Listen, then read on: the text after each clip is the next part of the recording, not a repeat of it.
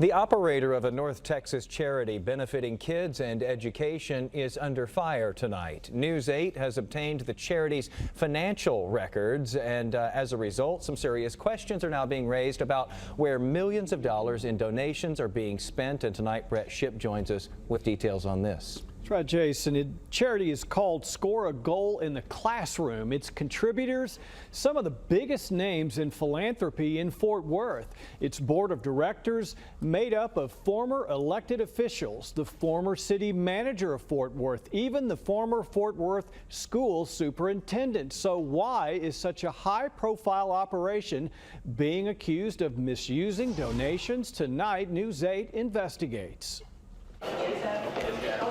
Hey, good morning, Roughnecks. Welcome. This is going to be a really fun event. Ernie Horn is the founder of the charity Score a Goal in the Classroom.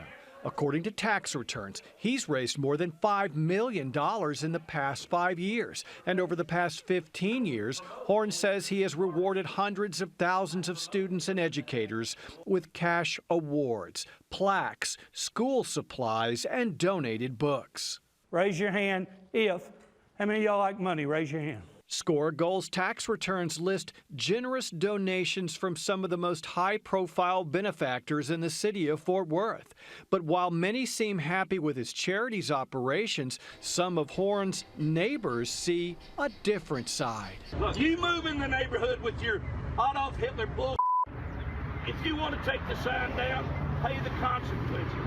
Well, what are the consequences? You'll see. That's Horn arguing with neighbors last summer.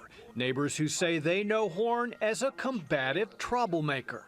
Ken Laterza and Greg Davis live on either side of Horn's home, which he calls his fort. They call it a confusing complex of buildings under constant construction, growing larger by the day.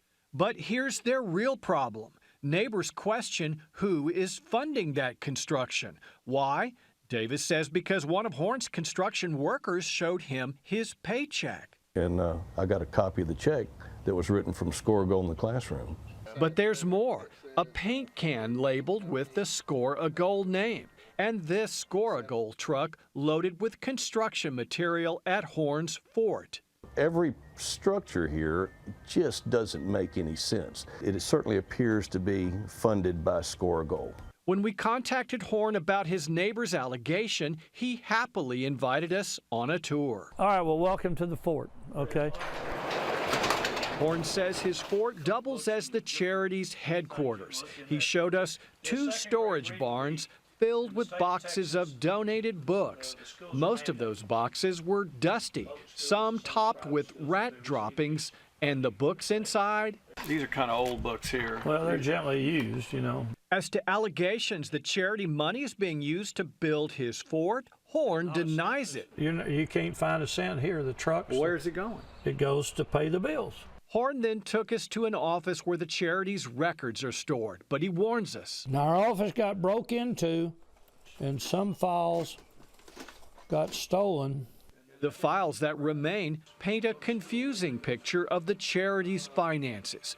Horn first told us his personal expenses and the charity's expenses are paid on the same credit card, an American Express account, a practice most charities consider unacceptable. According to the nonprofit rating organization Charity Navigator, it's not best practices for a nonprofit to do this.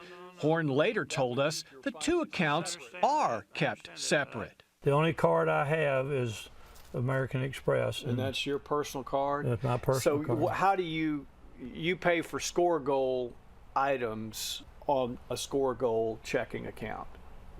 Right. Yet when we looked at the Score a Goal bank statement from December 2014, it showed the charity funds being used to pay off Horn's $11,000 personal credit card bill. He has shown us no evidence that the charity has been reimbursed.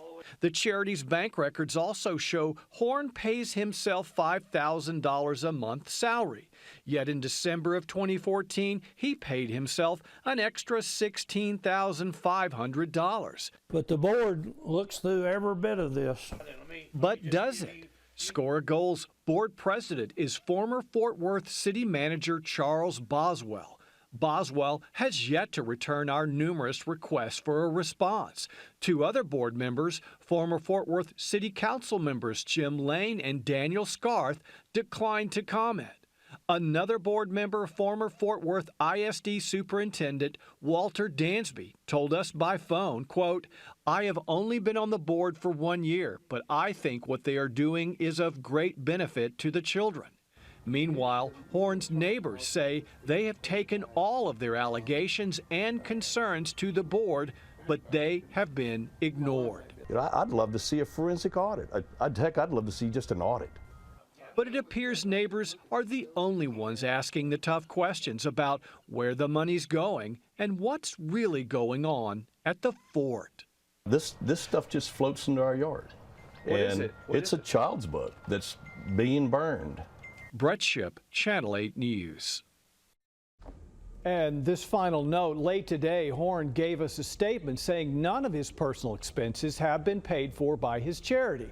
And as for those extra payments to himself in December of 2014, again, he has no response. Brett Shipp, Channel 8 News.